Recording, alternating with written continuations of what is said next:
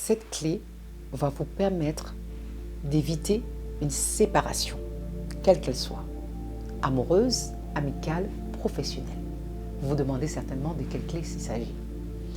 Avant de vous parler de ces clés, je vais vous parler de ce que ma mère me disait souvent. Elle me disait, ma fille, il y a une chose que je ne comprends pas dans votre génération d'aujourd'hui, c'est que vous voulez toujours avoir raison.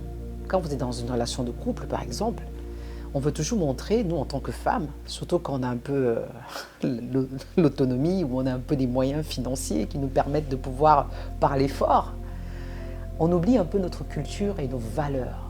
On a tendance à vouloir se mettre au même niveau que les hommes. J'ai rien contre les féministes, donc m'en voulez pas. Moi, je parle de l'éducation que j'ai reçue. Ma mère me disait, parfois, ton mari a tort, mais il a vraiment tort sur toute la ligne. Vous êtes en public, il y a la famille qui est là, il y a des amis qui sont là. Et il dit une chose qui n'a pas de sens. Apprenez à vous taire. Elle dit, tu le laisses faire. Tu ne lui fais pas perdre la face devant les autres.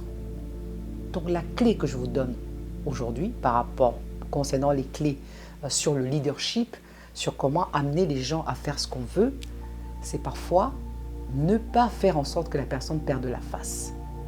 C'est prendre sur vous, même si ça boue à l'intérieur de vous, vous avez dit non, c'est pas vrai, c'est pas ça, tu t'es trompé. Non. Évitez de dire vous êtes trompé. Vous écoutez la personne, si on parle par exemple dans la relation de couple, le leadership c'est partout, c'est au lieu de contredire la personne devant plusieurs autres personnes, vous devez vous rappeler que vous êtes de la même équipe et prendre sur vous en vous disant j'en parlerai plus tard.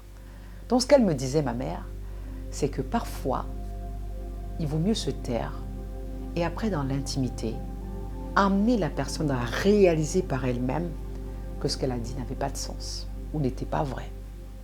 Or, quand vous lui dites devant les autres, t'as tort, voilà, t'as pas raison, c'est pas vrai, la personne se sent un peu frustrée, humiliée et ça peut parfois aller réveiller des blessures de son enfance où elle a souvent eu des reproches, du rejet ou des critiques et la personne va se braquer et ça va créer des tensions dans votre relation.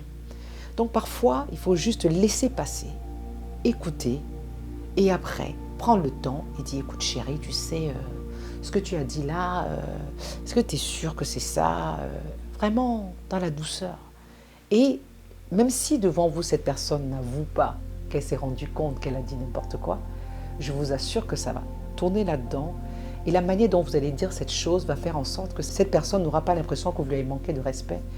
Et elle va adhérer à votre idée. À la fin de l'histoire, tout ce qui compte pour nous, c'est de faire passer notre idée et d'amener la personne à adhérer à l'idée qu'on veut faire passer. Donc au lieu d'être dans la confrontation, soyez stratégique et trouvez le meilleur moment pour remettre ça sur le tapis et surtout à deux pour amener la personne à comprendre que cette fois-ci c'est passé, mais la prochaine fois, renseigne-toi bien. Voilà, j'espère que cette clé vous a plu. Likez, commentez, partagez et vous abonnez si vous n'êtes pas encore abonné à cette vidéo. Et je vous retrouve dans la prochaine vidéo pour vous partager une nouvelle clé. Je vous envoie du love.